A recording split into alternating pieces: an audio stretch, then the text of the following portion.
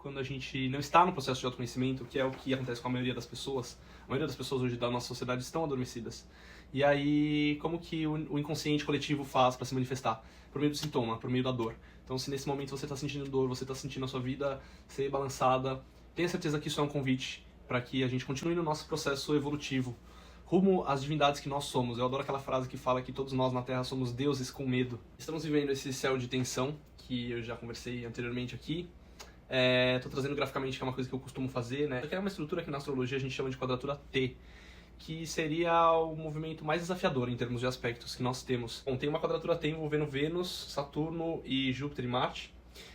Lembrando que a ponta é o lugar dessa quadratura que fica mais tensionado, e a gente está falando de planetas sociais, né? E tem também a tensão de Sol com Urano, que está perdendo força, mas a gente ainda está sentindo.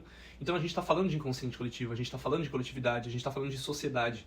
E a gente está falando da força de uma lua cheia em Aquário, que ainda está vigente, que é uma lua que nos chama para o coletivo, para o senso de grupo. E aí o que será, né, que o universo, que o cosmos, que a vida querem nos dizer com essa lua cheia em Aquário? Quais serão as crises que a gente precisa olhar com esse Marte, né, o senhor das crises, antigo regente de Escorpião, eles querem nos mostrar? Aquário é o signo dos sistemas e dos grupos. É o momento da gente lembrar que a gente não está sozinho, ninguém está isolado na existência, tudo se relaciona. Achei muito interessante essa semana, considerando não só Marte estar tensionado, como Plutão em Aquário, que é um trânsito longo que eu tenho falado aqui. Lembrando que Plutão pode estar associado às nossas curas, aos nossos processos de metamorfose, às nossas questões mais íntimas e sexuais, e Aquário está conectado com as redes sociais. E aí a gente vê, né, esse tipo de discussão vindo à baila, esses influencers falando de vício em pornografia, esse tipo de coisa pode ser comum, a gente vai precisar se curar como grupo. E aí eu tenho um certo termômetro quando eu saio na rua, quando eu vou socializar, e as pessoas estão sentindo tensionamento, né? E esse tensionamento ele nos chama para a responsabilidade e para o futuro. A gente está falando de Urano, a gente está falando de Saturno, a gente está falando de Júpiter. Esse tensionamento que a gente acabou de ver entre Vênus e Saturno pode nos questionar para que a gente amadureça em relação aos nossos valores. Será que o dinheiro, né? Será que esse sistema que explora sem limites, será que a gente consegue respirar dinheiro? Será que a gente consegue comer dinheiro, ter uma vida saudável, devorando só o produto da exploração do meio ambiente? Ou será que a Terra vale mais do que isso? Lá vou eu de novo com a Cabala, né? E eu tô explorando esse conhecimento porque é um conhecimento que se cruza muito com a astrologia e se cruza muito com o tarô. Cada uma das instâncias, né, das esferas da manifestação cósmica equivale a uma consciência planetária, tá vendo? Sol, Júpiter, Plutão, Urano, enfim. E essa árvore da vida é organizada de uma forma, pelos cabalistas, né, muitos anos atrás, e é interessante a gente não se entregar nesse processo pro vitimismo, para falar, já tá tudo uma bosta, não sei o que, a gente nasceu para sofrer. E essa árvore da vida, ela nos lembra das duas coisas. A gente precisa se lembrar, no pilar da misericórdia, que Deus e os anjos e o universo podem estar a nosso favor, se essa for a nossa vibração, né, de evoluir, de enxergar as coisas, de ter consciência. E o pilar da severidade nos lembra que o karma tá aí, e que o universo retorna para nós a energia que a gente emite. E que, basicamente, nós não estamos na vida a passeio, nós temos um trabalho a fazer e um tempo para desenvolver esse trabalho na matéria. Então, sei lá, eu acho importante a gente se lembrar que a gente está nesse processo evolutivo, que nós temos dificuldades, mas que a providência divina, os anjos e os guardiões, eles estão aí nos protegendo, nos amparando, e o universo está aí principalmente nos dando respostas, caso a gente intencione perguntas, para que coisas se esclareçam.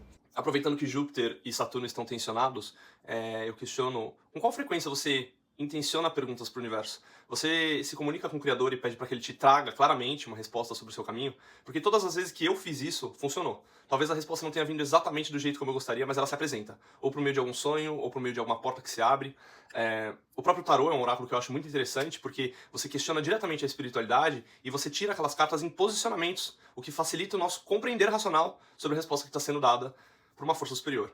Que ferramentas você se habilita a usar para entender a realidade à sua volta, né?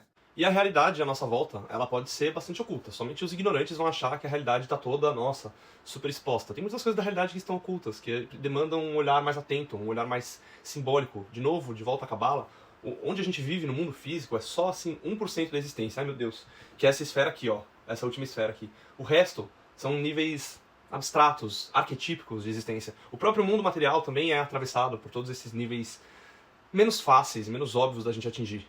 Uma vez um amigo falou pra mim, tá amigo, mas pra que serve tudo isso que você tá me falando? Toda essa coisa da astrologia. A astrologia, ela é uma ferramenta interessante de diagnóstico. A magia, ela é você conseguir alterar a realidade à sua volta por meio da sua intenção. E a magia mais forte que tem é a ação. Como é que você vai agir em relação a uma realidade que você não enxerga?